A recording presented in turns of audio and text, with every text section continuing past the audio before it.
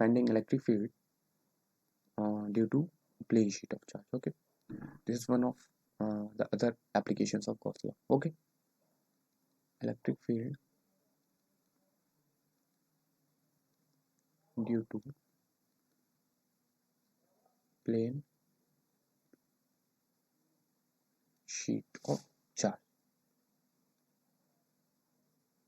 right? So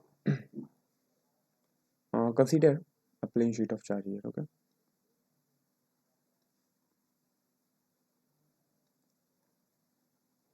let's say this is a plane sheet of charge.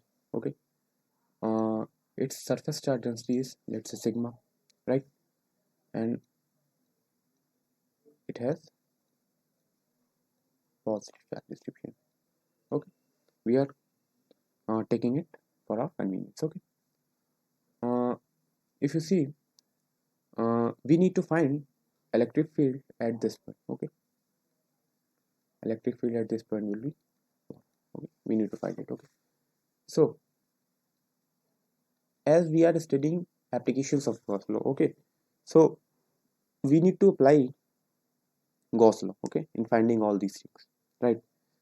Now consider a small area, say A, right, in the sheet of charge. Okay, and extend this area, right,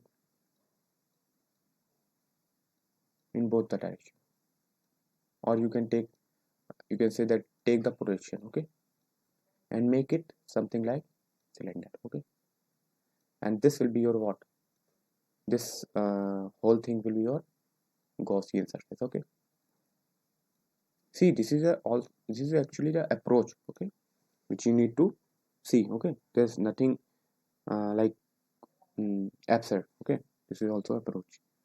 So mm, in the previous video, when we find the electric field due to infinite line of charge, we have taken what, we have taken the uh, imaginary cylinder, and we have taken it as Gaussian surface. Okay, in this question we have also done the same thing. Okay, so you have seen that there in the previous question there were three surfaces, so here there will also be three surfaces. Okay, let's say this is S1, this is sorry, this is S1, this is S2, and this is S3, right?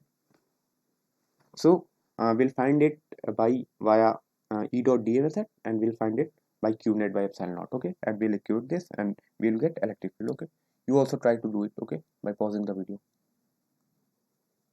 So first we find the net charge, okay, enclosed. Okay, Q net. Okay, that will be what, that will be actually sigma into A.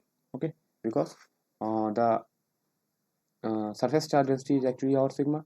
So for area element A, it will be sigma into A, and Q net, this will be so flux will be what, flux will be Q net upon epsilon naught. It is sigma A upon epsilon. This will be our flux. Okay, now we'll find the flux via E dot dA method, right? So in E dot dA method we have all three surfaces. Okay, so flux will be what, it will be E dot dA.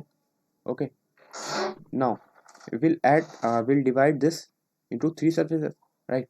So it will be E dot dA for surface S1, E dot dA for surface S2, and E dot dA for surface S3. Okay, fine. If you see that see, the first thing you need to know that electric field will be in this direction, right? Okay, outwards. Okay, and parallel to this you can say this imaginary cylinder. Okay, so if you see, if you take an area element dA here, an area element dA here, and area element at this point, right, this is pointing in this direction, this is actually pointing in this direction, right, and this is pointing in this direction, right? So the this area element dA that means which is perpendicular to the electric field, this surface S2, this will become 0. Why? Because E dot dA comes out to be 0 because they are perpendicular. Okay, this will be 0, so that's why it will be 0.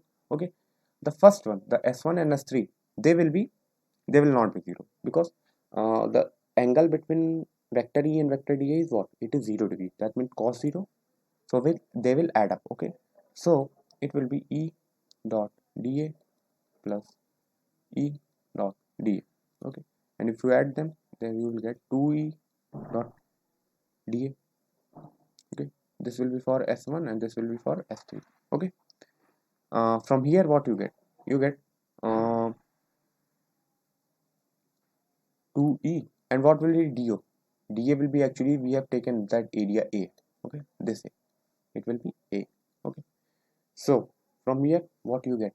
That flux will be what? It will be 2E into A, and why that QNet method we have find flux as sigma into A by epsilon naught. So this will be sigma into A upon epsilon naught, right? This A gets cancelled out, and from here you will get E is equal to sigma upon 2 epsilon naught, right? This will be the what? Electric field due to a plane sheet of charge, right? So yeah, that's all.